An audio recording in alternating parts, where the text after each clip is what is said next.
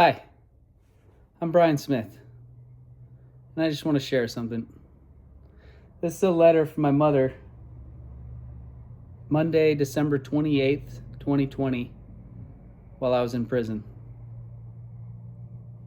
She says, "Hey Brian, you write a lot of letters with lots of pages, and when we heard in your letter about the tiny, flexible, skinny pen, I thought, oh my gosh, Brian is writing and writing with an uncomfortable pen, long letters, every day. You appreciate anything you have, even when it's the bare minimum. How I'd love to give you a 25 pack of beautiful pens, and a Costco pack of legal pads, and a nice high back chair and a basic desk. And yet you always say, I'm fine. You say, I'm fine. And in your letters, you say, I'm fine. You are remarkably resilient. You adapt to your environment like a chameleon or the Arctic fox, that its color of fur changes to white in the winter, or frogs and sea creatures that camouflage their bodies to fit in and survive, or animals that have bodies adapt to survival with minimal food or water. Can you tell I Googled it? She says. I really thank God daily that He has given you that grace, a survival spirit, to adapt, and a spirit of joy and gratefulness. I love your awareness of your dependency on God and the presence of the Holy Spirit. Your hunger to know Jesus more through reading the sacred scriptures. So much like St. Paul, you may be in prison, but your spirit is not. I would love to be able to sit and have a long conversation with you about the fullness of your soul, like your spiritual journey in the past 6 to 7 years. Basically, your faith journey. What changes by the grace of God and your decisions, because it is your free will to be open to God's calling, have led you as your journey, your life on earth. To me, it seems like your love and trust in God to seek Him and want or desire to follow Him has blossomed in the last few months. It's amazing to me. You and God together are using this time in the best way possible.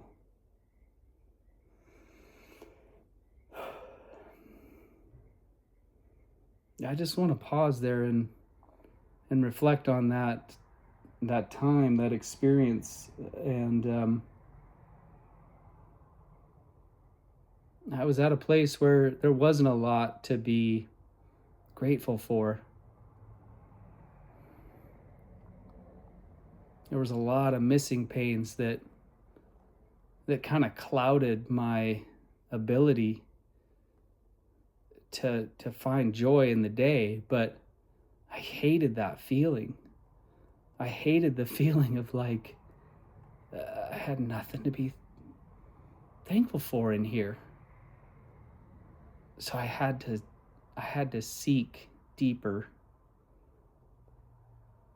I guess in a way I had to find a new level of depth that I could go to find gratitude, and in a way that I'm very I'm very grateful for that experience, because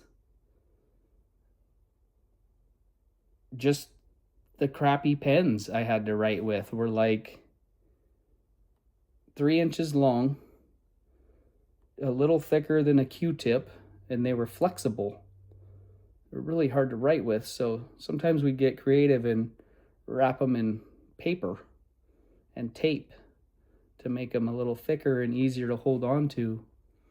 But I was grateful to have a pen, to have a place where I could write on a little small desk, and to have paper.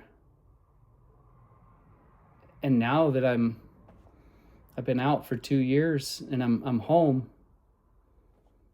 Sometimes I lose that depth of gratitude that I'm willing to go to. And I don't want to lose that perception, that depth that I can go, because it's a gift. But I struggle with it. But I'm reminded in this letter right here of how valuable it is to seek gratitude. And when I was going through that experience, that deeper level of gratitude caused a deeper connection with myself, which in turn absolutely became a deeper connection with God, where he dwells within me. And I wish I could sit and have a long conversation with my mother. I do, but and let her know how thankful I am for the gift of God within us, because it's become an incredible strength that I draw from. And it's really impressive how a lot of that strength grows in times of gratitude. So I pray that I continue to lower my bar on what to be grateful for, because there is so many things around me out here in the free world, so many things to be grateful for.